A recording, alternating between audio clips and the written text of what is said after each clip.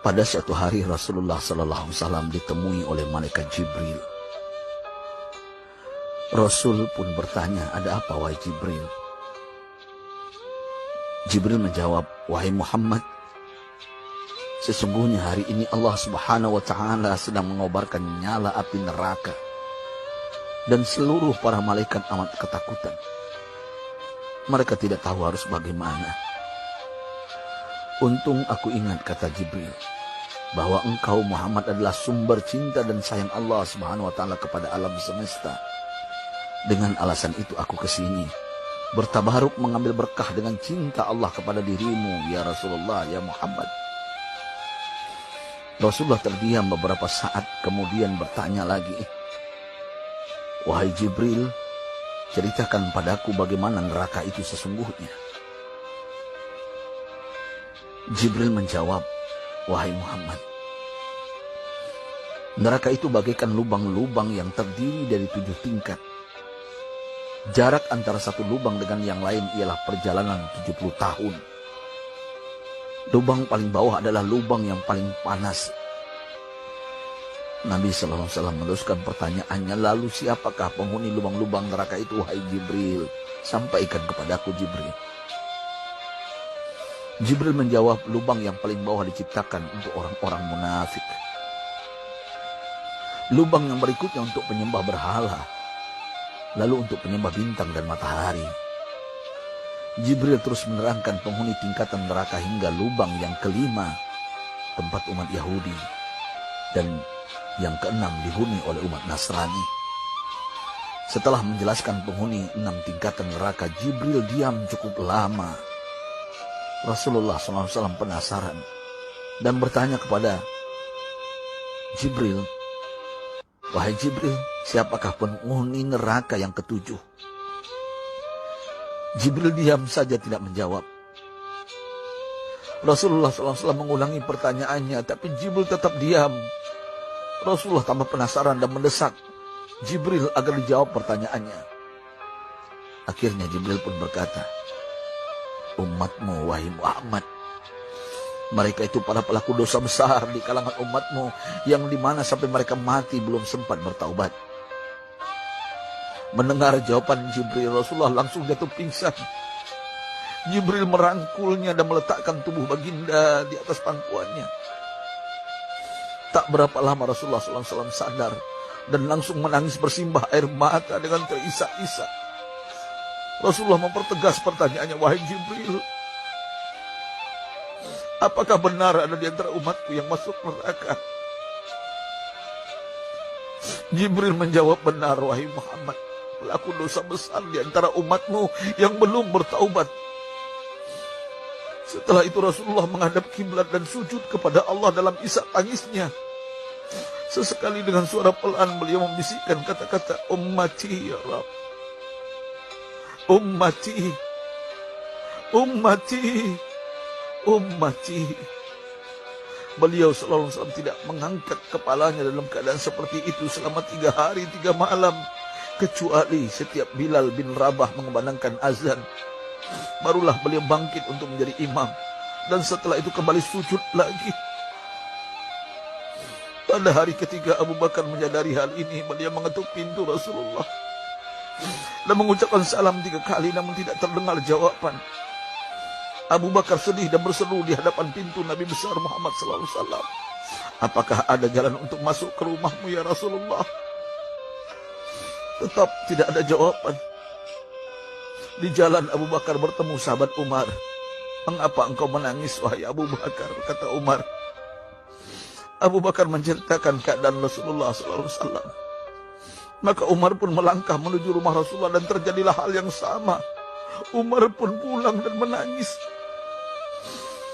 Di jalan Umar bertemu sahabat Salman Al-Farisi. Dengan terisak Umar bercerita kepada Salman hingga membuat dia amat sedih, namun tidak berani mengulangi hal yang sama.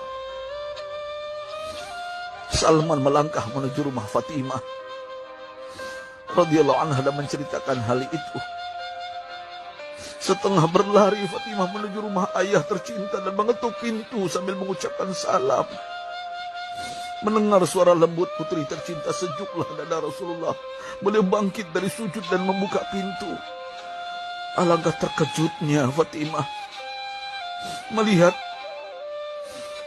Rasulullah, ayah tercinta, amat kurus dan pucat. Fatimah memeluknya lalu menangis. Wahai ayah, apa yang terjadi? Mengapa engkau amat sedih seperti ini? Rasulullah kembali menangis dan berkata dengan suara lirih, wahai Fatimah, belahan jiwaku, bagaimana mungkin aku tidak sedih sedangkan Jibril mengatakan akan ada kelak umatku yang akan masuk neraka.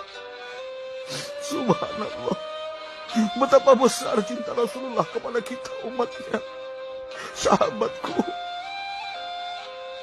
Rasulullah mencintai kita. Antaman ma'aman ahbabta, engkau akan berkumpul dengan orang yang kau cintai. Mari kita mencintai baginda Nabi besar Muhammad SAW yang mencintai kita umat yang tidak rela kita masuk neraka. Mari kita mencintai beliau dengan berselawat. Sahabatku, sampaikan, Rasul mengajarkan kepada kita, man dalla ala khairin falau mislu ajri fa'ili. Siapa yang menunjukkan kepada kebaikan, maka dia akan mendapatkan pahala seperti orang yang mengerjakannya. Mudah-mudahan ini menjadi pahala jariah bagi kita. Tip cara urut untuk melancarkan peredaran darah. Urut untuk mengatasi saraf kejepit di pinggang. 有个黄帝穴，这里通了，心脏血管也通了。心脏不好的人，平常经常按揉公孙穴，对缓解心脏不适有帮助。公孙穴属足太阴脾经八脉交汇穴之一，公孙穴就像皇帝一样，可以指挥四方。那么通过按揉公孙穴，就可以调动全身，所以按揉这个地方可以解除全身的疲惫。它在足大趾与足掌所构成的关节内侧，往后用手一推，有一肱胫骨，在肱胫骨后端下缘可触及一凹陷，按压有酸胀感。用双手指腹按压公孙穴，按压时要注意力度稍重，每次按摩5分钟，每日2次，对五脏皆有调节作用。心脏不好，常按揉公孙穴，可有健脾生血的功能，调节气血衰盛，加强益气活血，使原本气血不足的心脏气血充足，心神得养，心神安宁。血管是最怕堵的，所以一定要经常按摩脚上的这个能够开心脏血管的黄帝穴。心脏血管通了，疾病自然也远了。 Jangan lupa subscribe, like, dan pencet tombol loncengnya. Tekan begini, ke atas. Dari bagian ini ke atas begini. Ini adalah cara terbaik untuk mengatasi saraf kejepit di pinggang. Ini adalah titik pijat yang paling saya yakini bahwa ini bisa menyelesaikan kasus-kasus sakit pinggang seperti dalam beberapa video yang ada di channel ini.